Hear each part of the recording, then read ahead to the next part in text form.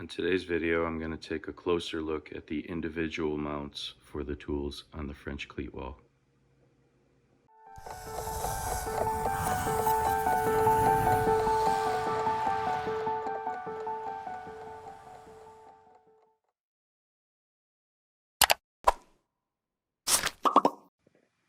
Welcome back to the channel.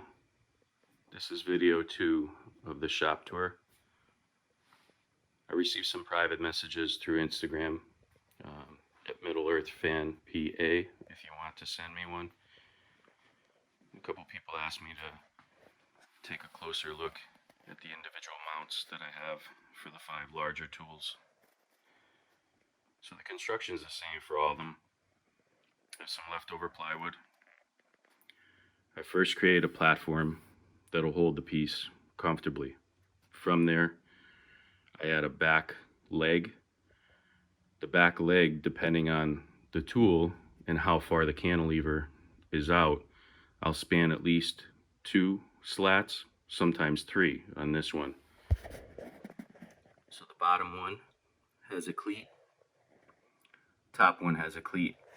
That gives me a nice flat surface that's very strong and downward pressure. I glued together 2 strips and basically made a rail. Plywood in this direction, if you were to try to stretch it this way, just doesn't happen. It's too strong to do that.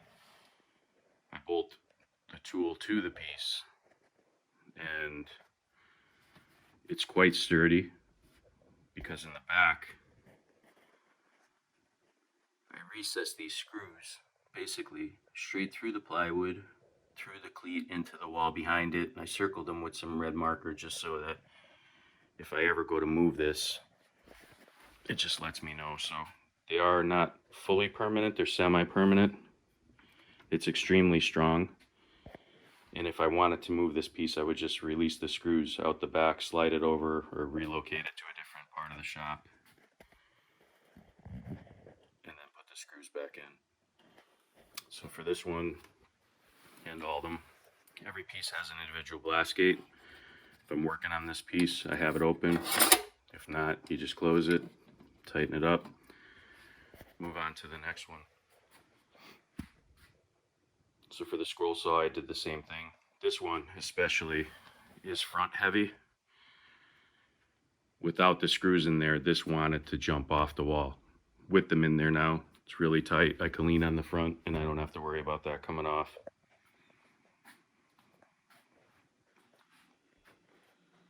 You'll see on the top of most of them too, I added a secondary platform. I just basically made it out of MDF, threw some plywood on the top and then just rubbed the finish onto it. They all have T-tracks recessed in. So for the sander here, I just have this simple block.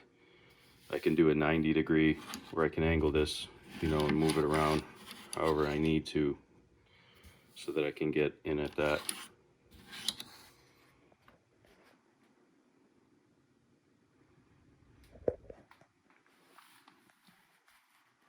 Again, same construction here.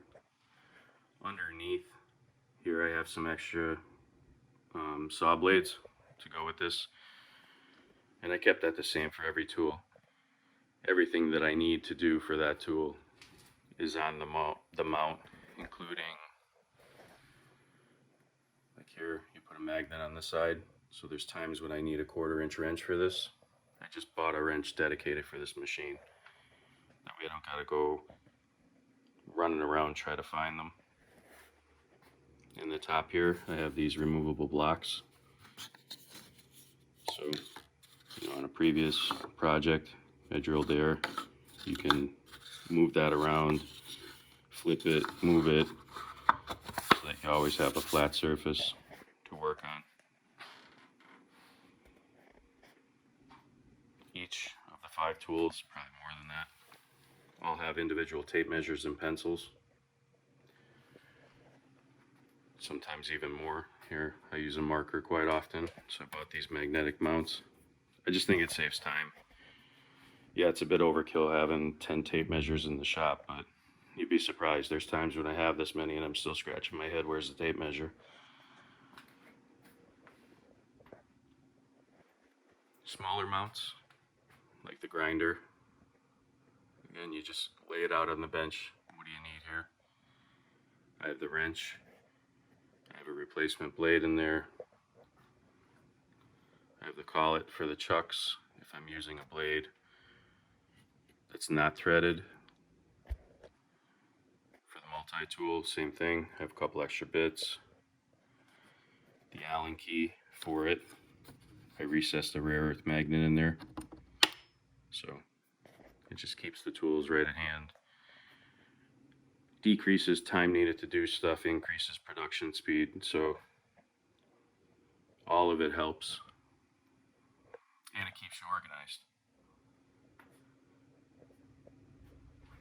If you have any more suggestions for videos, if there's parts of the shop that you want to see, you could drop a comment below. You could ask me, via chat.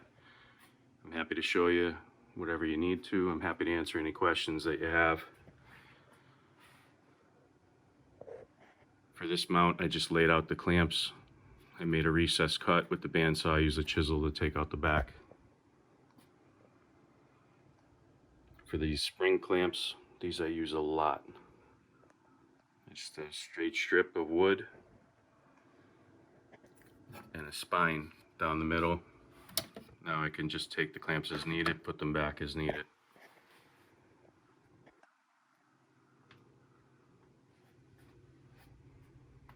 Also helps you when your guys remove a tool and don't put it back. It clearly jumps in your face and say, hey, who's the last one with that flashlight? So that's video number 2. I'm sure I'll be doing more. If you've not seen video number 1, I'll put a link right here. You can click it and you can check it out. If you've not subscribed to the channel, I would ask that you consider it. Hit the bell button so you can be notified.